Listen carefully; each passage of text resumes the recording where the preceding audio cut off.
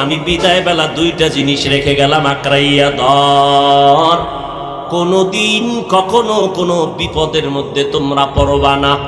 কয় জিনিস? এক নম্বরে কোরআন, দুই নাম্বার পয়গম্বরের সুন্নাত। বলেন এক নম্বরে কি? সবাই বলেন।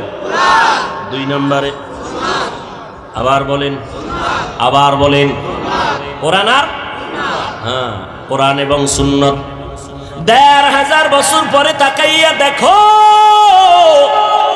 পয়গম্বরের সেই বাণী আজও যারা আল্লাহর কোরআনটাকে বুকে ধারণ করে রেখেছে, আজও যারা নবীর সুন্নতের মালাটা গলায় লাগাইছে, এত বড় মহামারী করোনা চলে গেল, গোটা দুনিয়াটাকে নিস্তব্ধ করে ফেললো। যারা চেয়ারের মধ্যে বসে খোদা খোদা ভাব নিয়ে বসেছিল, এরাও বলতে বাধ্য হলো জমিনের পাওয়ার শেষ, ব্যবসায়ীর ব্যবসা চলে গেল, চাকরিজীবীর চাকরি নাই, লেখাপড়াওয়ালাদের লেখাপড়াও নাই। ফাঁকে ফাঁকে কানের মধ্যে আওয়াজ আসে অটো বাস। কি বাস? Auto bus. স্কুল কলেজ বন্ধ, মাদ্রাসা। এইভাবে তাকায় দেখো রে বান্দা, দুনিয়ার সব কোটিপতিওয়ালাদের মাথা হ্যাট হয়ে গেল, মাথা নত হয়ে গেল, সব বাহাদুরদের বাহাদুরি বন্ধ হয়ে গেল। এত মহামারী করোনা, সব বন্ধ বন্ধ বন্ধ।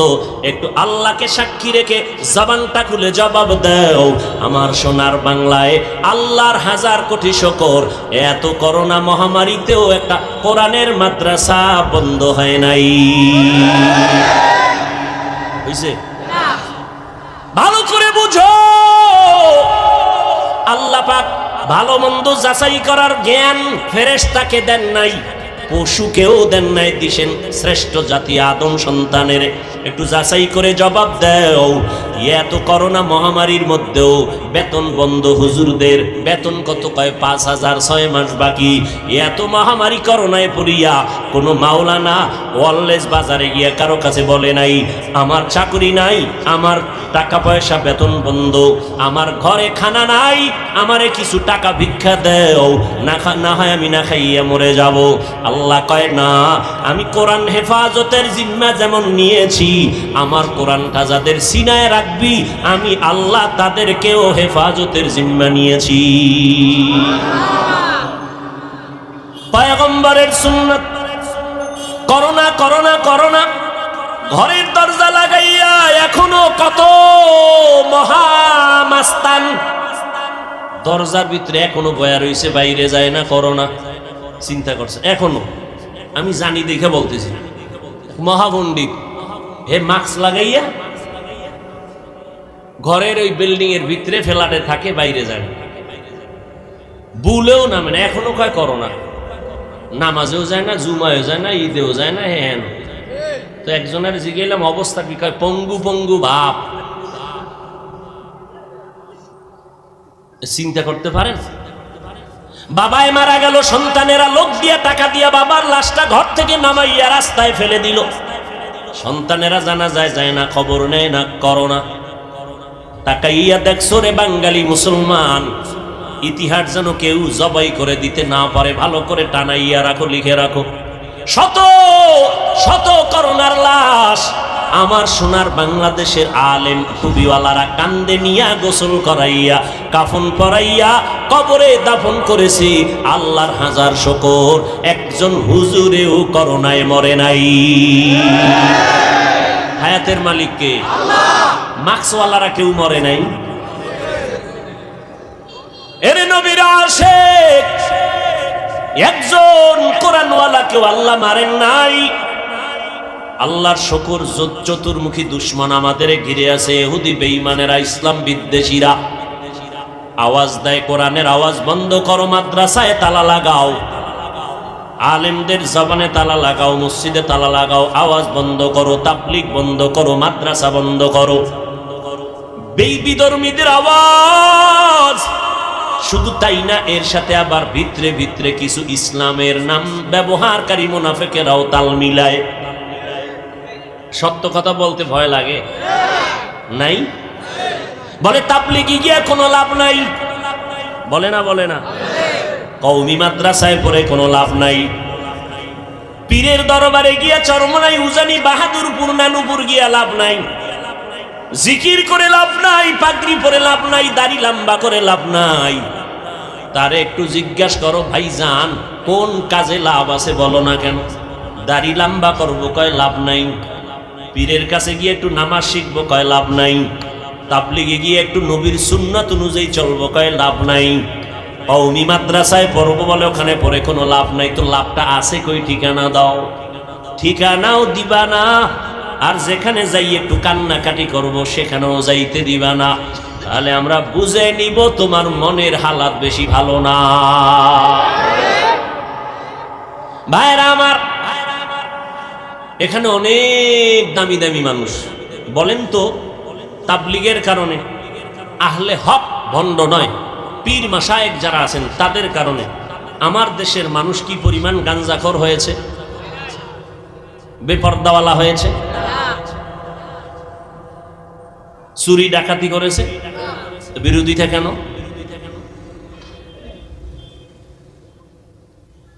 বড় আফসোস। অথচ আমরা মুসলমান, মুসলমান জাগ্রত ইতিহাসের নাম, মুসলমানের ইতিহাস জমিনের মধ্যে বিজয়ের এক ইতিহাস, মুসলমানের ইতিহাস ভণ্ড বাতিলের মোকাবেলায় বিজয় হওয়ার ইতিহাস, মুসলমানের ইতিহাস জমিনের মধ্যে টান টান ভাবে দাঁড়াইয়া থাকার ইতিহাস। মাদ্রাসাও বাড়লো, মসজিদ বাড়লো, মুসল্লি বাড়লো, ওয়াজ মাহফিল বাড়লো, এরপরেও কেন আমরা এত দুর্বল পয়েন্টে দাঁড়াইয়াছি? অথচ চোখ বন্ধ করে হিসাব করলে দেখা যায় জমিনের মধ্যে হাতে গোনা মাত্র কয়েকটা নাস্তিক। ঘরে ঘরে মুসলমান, মসজিদের আজানে এমন একটা মানুষ নাই যার ঘুম ভেঙ্গে যায় না। সারা দেশে শুধু আজানের আওয়াজ, এরপরও কেন আমরা দুর্বল? এর একটাই কারণ, এর নবীর আশিক, এর একটাই মাত্র কারণ, আমাদের ভেতরে দূরত্ব, হিংসা আর ঝগড়া। অথচ আমরা যদি আল্লাহর মোহাব্বত নিয়ে রসুলের সুন্নতের আমলে চলতাম এক মনে, কিসের নাস্তিক? আমাদেরকে সালাম দিয়ে এরপরে কথা বলার অনুমতি নিতে হতো। কিন্তু দুঃখ, নাস্তিক বেঈমানেরা মাদ্রাসার বিরোধিতা করবে কি?